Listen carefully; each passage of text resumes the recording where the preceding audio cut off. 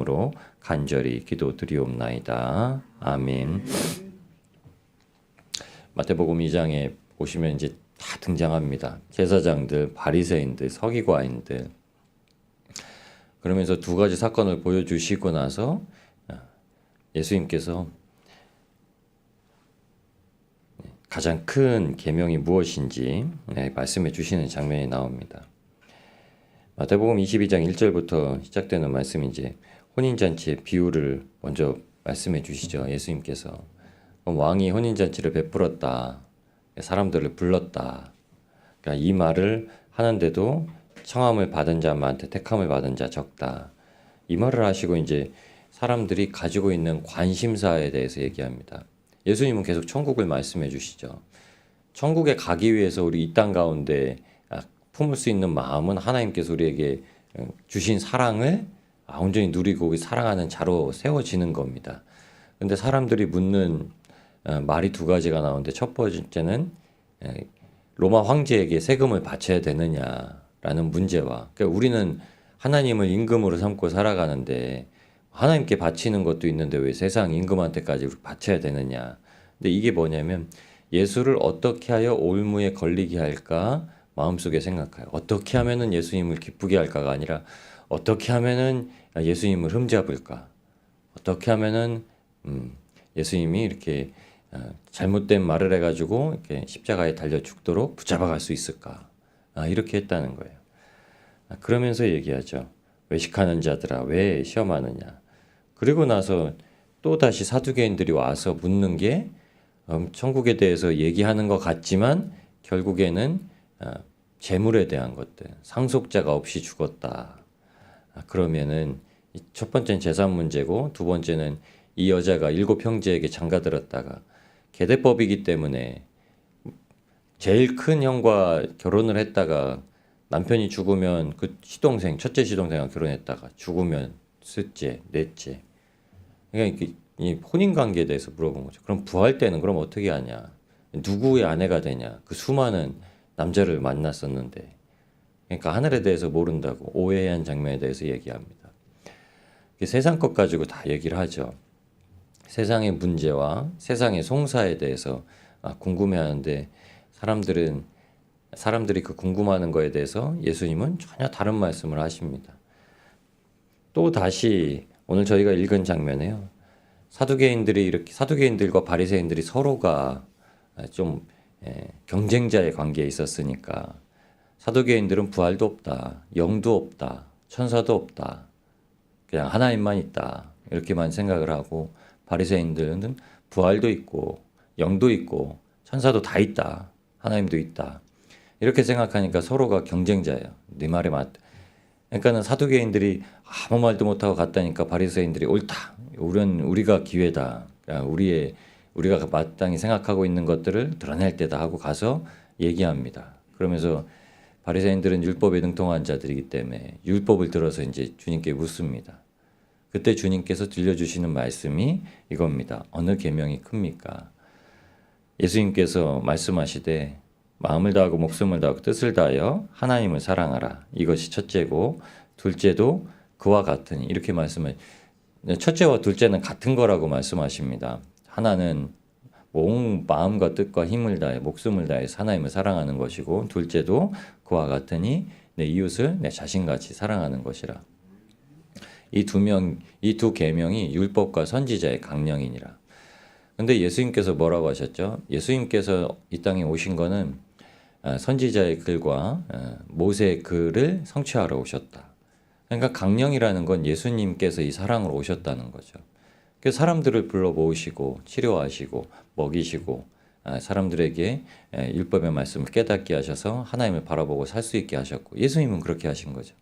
근데 바리새인과 사두개인들은 그 백성들의 지도자라고 스스로 생각하고 선생이라고 생각하고 있었기 때문에 예수님이 탐탁지 않았던 거죠.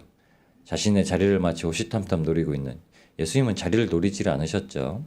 회당에 들어가서 가르치시고 성전에서 가르치셨어도 바리새인들과 사두개인들의 교훈을 조심하라, 누룩을 조심하라고 제자들에게 끊임없이 가르치셨음에도 불구하고 그들을 대적하여서 말하거나 하지 않으셨죠. 그런데 사람들의 관심사는 하나님의 말씀을 들어서 세상의 것을 향하고 있지만 예수님은 온전히 그냥 하나님의 사랑에 대해서 관심을 쏟고 계십니다. 그러면서 다윗이 그리스도가 말한 그 주가 누구냐? 다윗의 후손으로 오는 거냐? 사람의 한 혈통으로 오는 것만을 기대하고 있었던 사람들에게 다시 물으십니다. 그러면 다윗은 어떻게 성령에 감동되어서 이 인간사에서 마땅히 그렇게 중요하게 여겨야 될 것을 떠나서 말할 수 있었겠느냐라고 얘기합니다.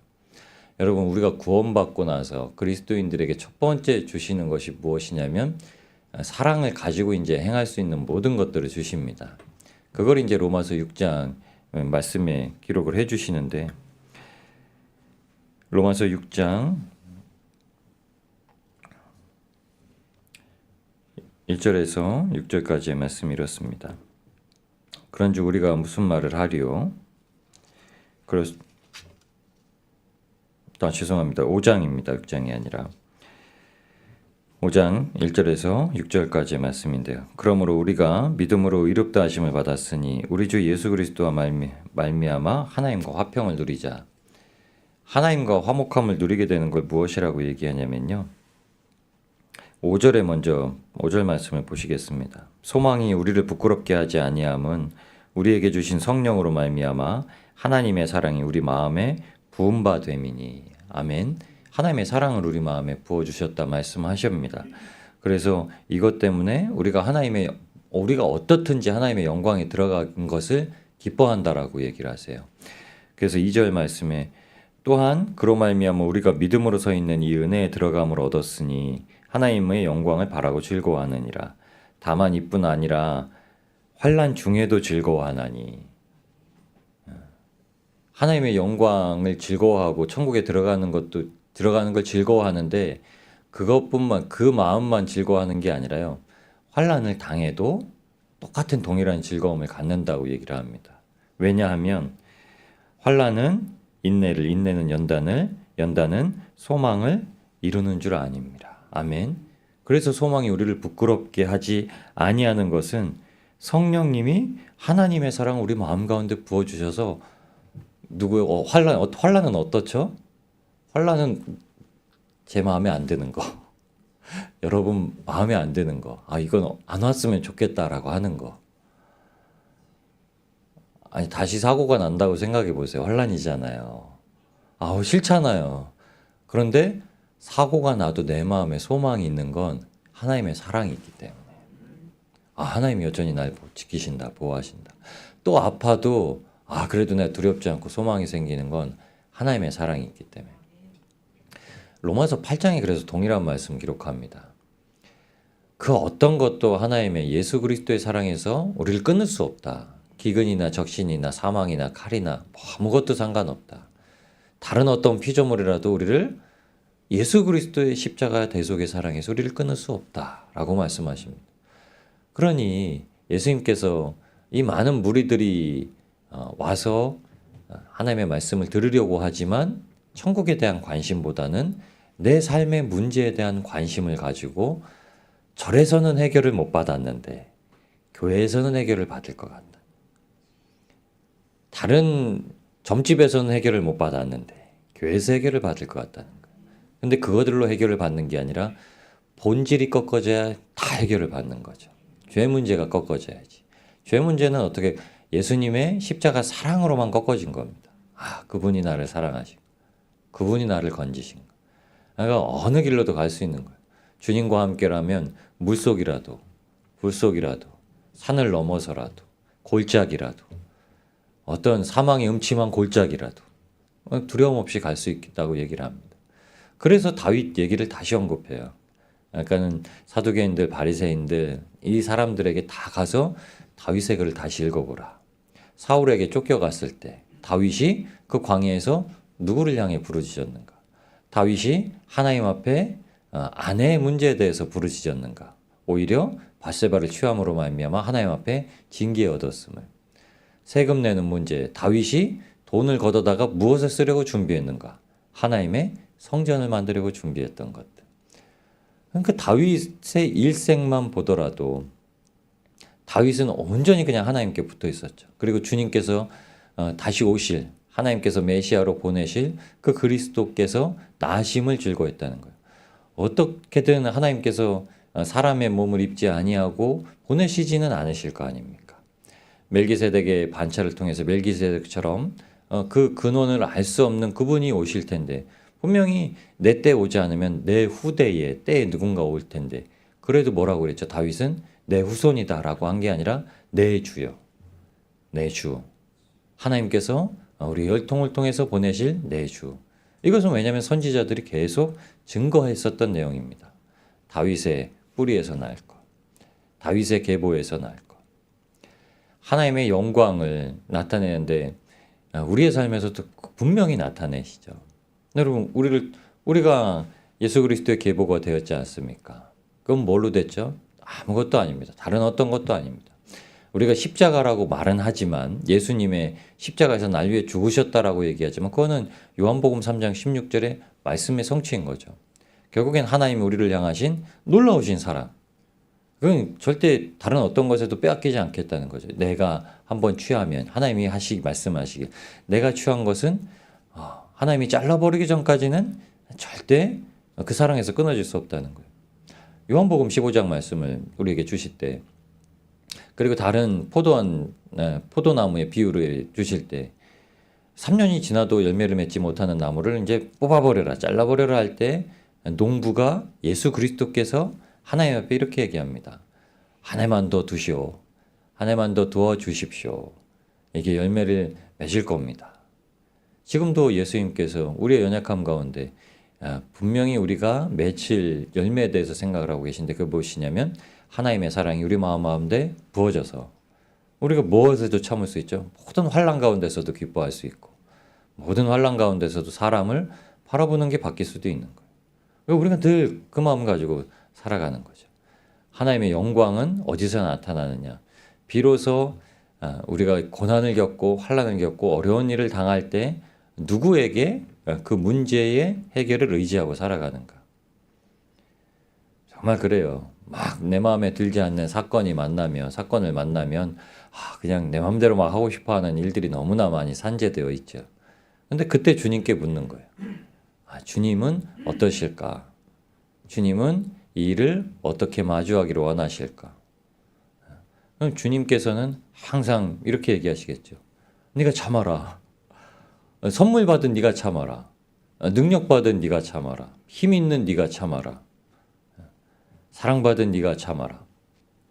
맞습니다. 여러분, 먼저 된 자 나중되고 나중된 자 먼저 된다는 말은, 먼저 와서 12시간 동안 일을 했어도요, 너는 오랫동안 일했어도 너는 그래도 나중에 받아라, 이렇게 얘기하시는 거예요. 왜냐하면 먼저 왔을수록 하나님의 사랑을 그만큼 더 누리는데요. 하나님과 더 많이 동행하잖아요. 예수 그리스도를 인격적으로 만나서 주님의 사랑을 마음 가운데 부음받음이면 이 땅 가운데 살아가는 것도, 여러분, 사랑 가지고 더 오래 사는 거예요. 그럼 그 사람들은 어떻게 하겠습니까? 저는 괜찮습니다. 저는 하나님이 뭘 어떻게 하실지 알고 있습니다. 그러니까 나중에 온 사람들은 그 사랑이 부족하면은 그냥 그 사랑이 미혹당해서 떨어지기 전에 하나님이 빨리 샘을 해주시고 끝내서 천국을 데려가셔야 돼요. 근데 하나님이 이미 신뢰하고 있는 자들은요, 야, 넌 좀 기다려도 되지, 이렇게 하시는 거예요. 넌 조금 더 있다 와도 되지. 광야 같은 이 세상이라고 생각을 하는데 좀 빨리 갔으면 좋겠습니다 하는데 사도 바울과 같은 고백이 나는 겁니다. 주님 앞에 빨리 가고 싶은데 주님이 이 땅에 남겨둔 뜻이 있다면 그냥 그 일 다 하고 가는 겁니다. 주님을 사모하기 시작하면 빨리 가고 싶은 거예요. 나 왜 빨리 안 데려가시나. 나 빨리 데려가셨으면 좋겠다. 맨날 이 마음 가지고 생각하고 빨리 언제쯤이면 빨리 갈 수 있을까. 이렇게 생각만 하는 게 아니라요.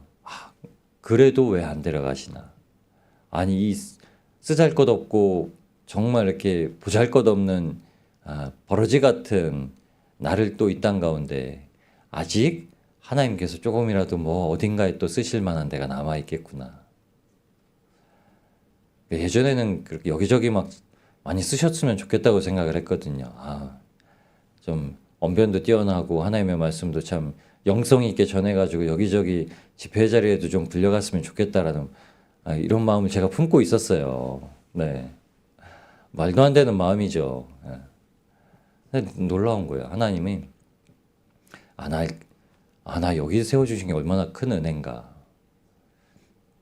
제가 이쯤 와서 보니까 아니 제가 여기에 설 수 있는 그런 사람인가. 개척을 할 때 생각을 해봐도 그렇습니다. 내가 이 자리에 서서 이렇게 말씀을 전하는 그럴 만한 능력이 있고 하나님 앞에 그런 뭔가가 있는 자인가. 근데 그래서 하나님의 은혜가 너무 감사한 거예요. 하나님이 그냥 어느 자리에든 세우지는데 그냥 납작 엎드려서 서 있어야 되는 게 저와 여러분의 모습입니다. 그러니까 마땅히 서 있는 곳이 우리는 없는 거예요. 마땅히 서 있고 더 가야 되고 이런 자리가 없는 겁니다. 그냥 하나님께서 우리를 세워주신 자리는 이게 얼마나 감사한 자리인지 몰라요. 늘 말씀을 나눌 때마다 그래요. 어제 권사님과도 말씀을 아니 왜 안 된 거예요 그게 그쵸? 왜 우리 집사님하고 화해하는 게 안 됐던 거예요. 아니 뭐 금방 되면 끝나는 건데 그렇잖아요. 그냥 한 번이면 끝난다니까요. 아니 왜 집사님이 그렇게 평안한 마음으로 직장생활이 안 됐던 거예요 10수년 동안. 아니 그냥 됐으면 끝나는 건데 우리가 그거예요. 하나님의 사랑을 알 때 놀라운 사랑. 나를 왜 여기다 꼽아 놓으셨나. 그거는 그냥 하나님이 나를 사랑하셔서예요. 사랑을 다 베풀어 주셨는데 내가 사랑을 알면은 거기에 꽂아 놓은 게 그냥 감사한 거예요. 근데 감사를 모르면은 약간 다른 생각만 하는 거예요. 세금 적게 내야 되냐, 많이 내야 되냐. 하나님 세금 좀 줄여주세요. 세금 내야 됩니까? 안 내야 됩니까? 이 생각하고 이 사람 저 사람 이혼 얘기 요새 아주 TV 틀어보면요. 뭐 이혼 숙녀 아니면 이혼 변호사들 와가지고 이혼의 사유가 맞네 합당하네 잘잘못을 따지고 뭐 이런 얘기만 나누고 있어요. 그거 보면서도 우리도 똑같을 거예요. 그래 이혼할 수도 있지. 그게 아니라 그 사람들의 관심은 거기 있는 거예요. 절대 거기에서 하나님의 사랑이 저 둘 중에 누군가 한 명이 하나님의 사랑을 만났다면 사도 바울이 뭐라고 얘기하죠? 누가 안 믿는 자라도 누가 너와 같이 살고자 하거든 배우자가 같이 살고자 하는데 살아라. 그 마음 가지고 데리고 살다가 네가 하나님을 그렇게 섬기는 거를 보여주면 하나님이 그 마음에 또 사랑을 보여주셔서 그를 건질 줄 어떻게 하냐. 그런데 만일 정말 안 믿는 자가 너를 핍박하고 박해하고 하나님 못 믿게 하고 이혼하자고 하고 집 나가고 도망가고 그러면 뭐라 하죠? 붙들고 사는 게 하나님의 미덕이 아니라는 거예요. 이혼해줘라. 예수님은 절대 그렇게 안 하셨거든요. 근데 예수님이 왜 이혼하지 말라고 하셨죠?